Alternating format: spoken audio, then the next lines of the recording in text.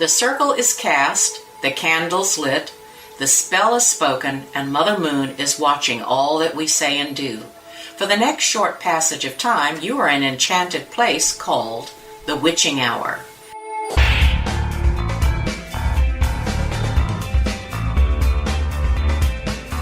Hi, my name is Elle. And my name is Bill. And this is the Wytching Hour, January 2019. So, here we are in a brand new year. My eyes are healing nicely, and Bill has been given a pretty good bill of health. So we are finally back in the swing of things. With any luck, we'll try to produce a Wytching Hour for our fans several times a year, so let's get started.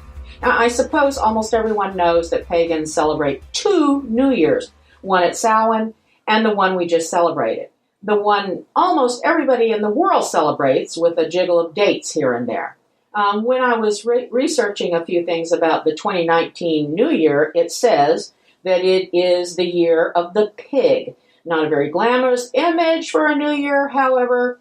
I did notice that many advertisers and graphics gurus tried very hard to put lipstick on their images to make all manner of pigs cute. Not really sure how lucky pigs are, but I am sure someone out there will fill me in. In the meantime, William and I would be very interested in knowing how you passed your old year and what your plans are for your new year.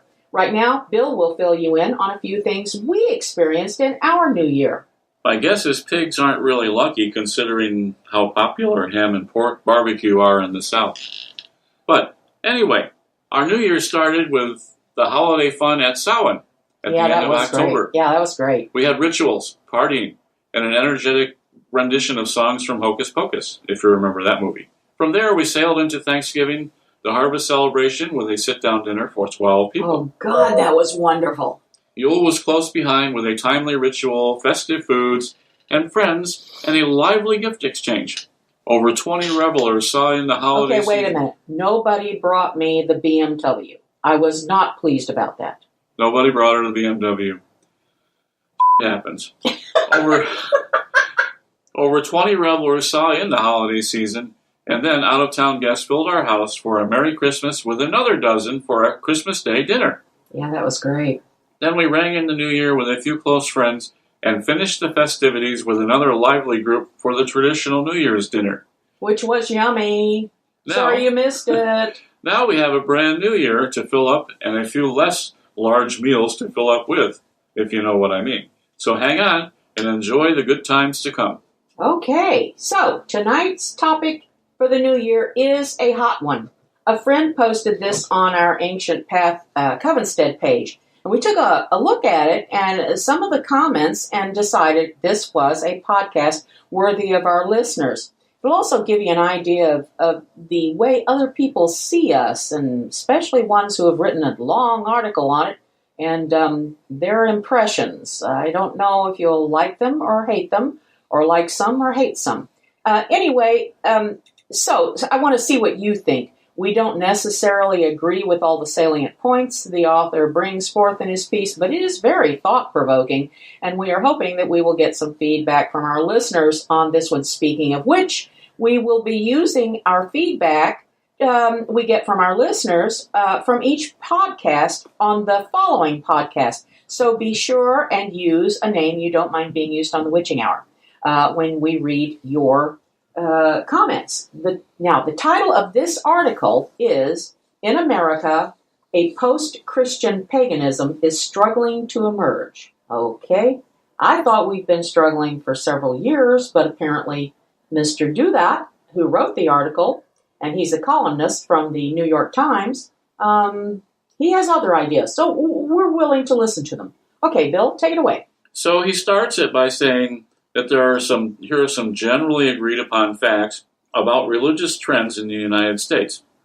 Institutional Christianity has weakened drastically since the 1960s. Maybe.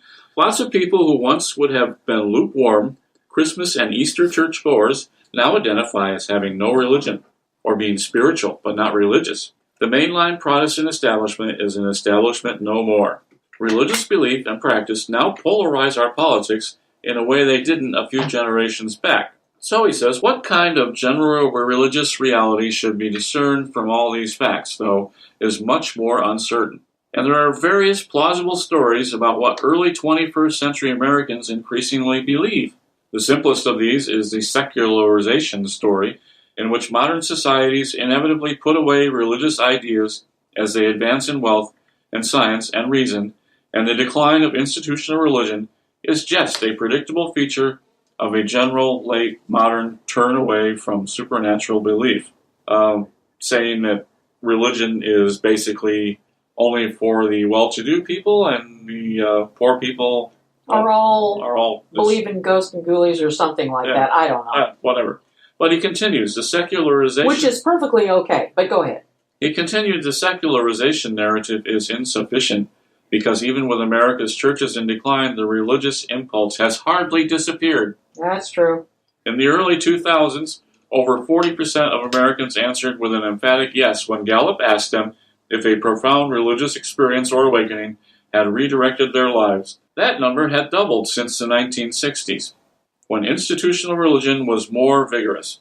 A recent Pew survey on secularization likewise found increases in the share of Americans who have regular feelings of spiritual peace and well-being, and the resilience of religious impulses and rhetoric in contemporary political movements, even, or especially, on the officially secular left, is an obvious feature of our politics. Okay, I didn't know that we had a official secular left, but I did know that all religion, depending on whose it is, seems to be seeping into politics. Or vice versa. Or vice versa, absolutely.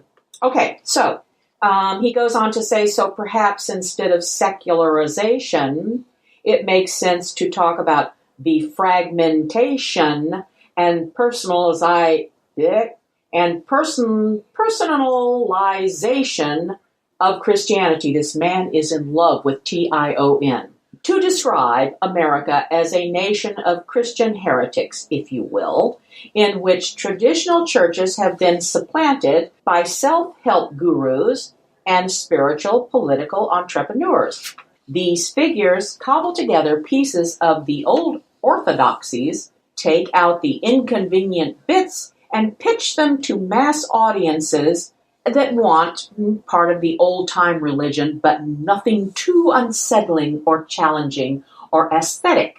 And he says the result is a nation where Protestant awakenings have given way to post-Protestant, okay, this is a good one, wokeness. Wokeness, I swear it.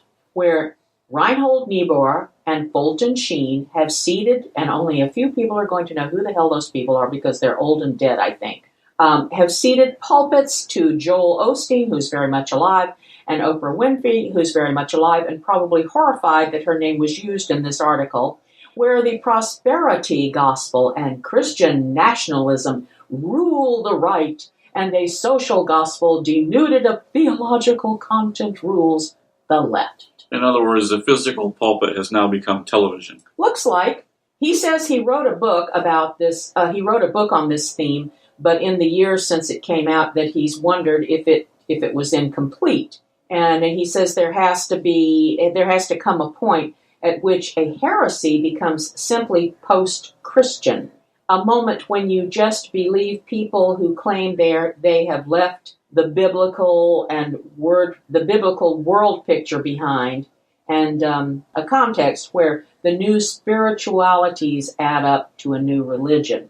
Which is why he says he became interested in books and arguments that suggest there actually is, or might be, a genuinely post-Christian future for America, and that the term paganism might reasonably be revived to describe the new American religion currently struggling to be born. When, here you go, this is America. You have a bouncing baby religion. Oh, yeah, right. I think, though, that we've had a bouncing religion of paganism for actually a couple of thousand years here and there. But the deal is that a fascinating version, he says, of this argument is put forward by Stephen D. Smith, a law professor at the University of San Diego, in his new book, Pagans and Christians in the City. Why does that amuse me? I don't know. But anyway, Culture Wars, and this is the second part of the title, Culture Wars from the Tiber to the Potomac. Okay, Smith argues that much of what we understand as the march of secularism is something of an illusion, and that behind the scenes, what's actually happening in the modern culture war is the return of a pagan religious conception, which was half buried, though never fully so, by the rise of Christianity. That part is true, except that we've been emerging much longer than this guy thinks we have. Yeah, okay. And the Christians took all our stuff. Now, don't be hard on them, darling. Yes, dear. We have Christian friends. Remember that. Okay, so he asks, what is that conception? Simply this, that divinity is fundamentally inside the world rather than outside it.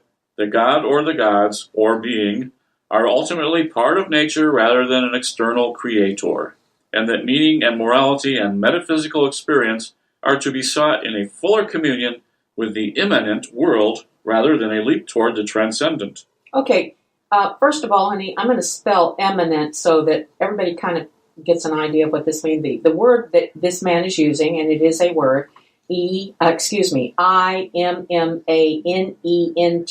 Explain what that means. It means it's an adjective, meaning that it's part of or additional to what's going on in the world. It doesn't mean that it's coming soon. Thank you, honey. Keep going, sweetie. And this paganism, he continues, is not materialistic or atheistic. I didn't know paganism was ever atheistic, but anyway, it allows for belief in spiritual and supernatural realities. It even accepts the possibility of an afterlife, but it is deliberately agnostic about final things, what awaits beyond the shores of this world, and it is skeptical of the idea that there exists some ascetic, world-denying moral standard to which we should aspire. Instead, it sees the purpose of religion and spirituality as more therapeutic, a means of seeking harmony with nature and happiness in the everyday, while, unlike atheism, it insists that this everyday is divinely endowed and shaped, meaningful and not random, a place where we can truly hope to be a home, a warm and fuzzy blanket we can wrap around us and not worry about anything that happens. You know what's really funny? I thought that's what all religions tried to do, was produce harmony and a feeling of well-being and, this is very strange, but keep going. In other words, he's inventing religious whoobies. Okay. In popular religious practice, there isn't always a clean line between this immanent religion and the transcendent alternative offered by Christianity and Judaism. But clearly, religious cultures can tend toward one option or the other. And you can build a plausible case for a pagan, quote-unquote, by Smith's definition, tradition in Western and American religion, which in his account takes two major forms. First, there is a tradition of intellectual and aesthetic pantheism that includes figures like Spinoza, Nietzsche, Emerson, and Whitman, and that's manifest in certain highbrow spiritual but not religious writers today. Smith recruits Sam Harris, Barbara Ehrenreich, and even Ronald Dworkin to this club. He notes that we even have an explicit framing of this tradition as paganism in former Yale Law School Dean Anthony Kronman's rich 2016 work, Confessions of a Born-Again Pagan. Okay, I haven't seen that on any bookcase, but maybe it's because I wasn't looking, but I really would like to see it, and I would like to read it. Sign up here, get your pagan books, get your ID card, and become a card-carrying member of the Pagans in the United States. Okay. Second, there is a civic religion, like the civic paganism of old, that makes religious and political duties identical and treats the city of man as the city of God, or the gods, a place where we make heaven ourselves, which I do believe in, instead of waiting for the next life or the apocalypse, which I absolutely deny. I just can't stand the idea of waiting for life or waiting for an apocalypse. However, I do not think that people who do believe that shouldn't if they want to. This immanent civic religion, Smith argues, is gradually replacing the more biblical form of civil religion that stamped American history down to the Protestant Catholic Jew 1950s. Whether the social justice theology of contemporary progressive politics or the transhumanist projects of Silicon Valley, we are watching attempts to revive a religion of this world, a new model paganism, to reclaim the city that Christianity wrested away from it centuries ago. Okay, here we go. These descriptions are debatable, but suppose Smith is right. Is the combination of intellectual pantheism and a this world-focused civil religion enough to declare the rebirth of paganism as a faith unto itself, rather than just a cultural tendency within a still Christian order? Oh, that just is the saddest thing I've ever heard. We have to ask permission to be pagan. I guess, but haven't we always? Mm. It seems to me that the answer is not quite, because this new religion would lack a clear cultic aspect, a set of popular devotions, a practice of ritual and prayer of the kind that the paganism of antiquity offered, and still does, in abundance. And that absence points to the essential weakness of a purely intellectualized pantheism. It invites its adherents to commune with a universe that offers suffering and misery in abundance, which means that it has a strong appeal to the privileged, but a much weaker appeal to people who need not only a sense of wonder from their spiritual lives, but also help. However, there are forms of modern paganism that do promise this help, that do offer ritual and observance, augury, and prayer, that do promise in some form gods or spirits really might exist and really might offer succor or help if appropriately invoked. He says he has in mind the countless New Age practices that promise health and well-being and good fortune, the psychics and mediums who promise communication with the spirit world, and also the world of explicit neo-paganism, Wiccan and otherwise. Okay, I don't know why this man just continues to write something that sounds really good and really wonderful and then completely screws it over. Okay. Its adherents, he says, its adherents may not all be equally convinced of the realities that they're trying to appeal to and manipulate. And he says that he doesn't know how many of the witches, I thought this was really weird. He says he doesn't know how many of the witches who publicly hexed Brett Kavanaugh, I didn't even know that had happened, but I think it's very interesting, really expected it to work. But their numbers are growing rapidly, and there may be soon more witches in the United States than members of the United Church of Christ. I'm going to try not to say anything bad here because I have respect for my Christian friends, but it is a temptation. Okay. Yep. He must have friends that have stock in New Age bookstores. Yeah. Go ahead. So, he continues, what ancient paganism did successfully was to unite this kind of popular supernaturalism with its own forms of highbrow pantheism and civil religiosity. Thus, the elites of ancient Rome might reject the myths about their pantheon of deities as just crude stories, but they would join enthusiastically in public rituals that assumed that gods or spirits could be appealed to, propitiated, honored, and worshipped. Okay. Is he trying to make up for saying what sounded like to me of, maybe we would come to a time when pagans would just think of our stories and our legends and our myths and everything as just crude stories? Or is he trying to say that they would join enthusiastically in public rituals that assumed that the gods and spirits could be appealed to, appropriated, honored, and worshipped? Any excuse for a party, I guess. Yeah, go ahead, sweetheart. So he continues that to get a fully revived paganism in contemporary America, that's what would have to happen again. The philosophers of pantheism and civil religion would need to build a religious bridge to the New Agers again and neo-pagans. Again. and together they would need to create a more fully realized cult I hate that of word. the immanent divine, an actual way to worship, not just to appreciate the pantheistic order they discern. He says it seems like we're some distance from that happening, from the intellectuals whom Smith described as pagan actually donning Druidic robes, Oh, God. or from Jeff Bezos playing Pontifex Maximus for a post-Christian civic cult. I wonder why he had to add that, but okay. The Pope of modern economy. Anyway, the 1970s, when a DC establishment figure like Sally Quinn was hexing her enemies, never heard of her, were a high-water mark for those kinds of experiments among elites. Now, occasional experiments in woke witchcraft and astrology notwithstanding, there's a more elite embarrassment about the popular side of post-Christian spirituality. I'm glad, he says, that embarrassment may not last forever. Perhaps a prophet of a new harmonized paganism is waiting in the wings. Until then, those of us who will still believe in a divine that made the universe rather than just pervading it, and who have a certain fear of what more imminent spirits have to offer us, should be able to recognize the outlines of a possible successor to our world picture, while taking comfort that it is not yet fully formed. Wow. Okay. I feel relieved. Do you feel relieved?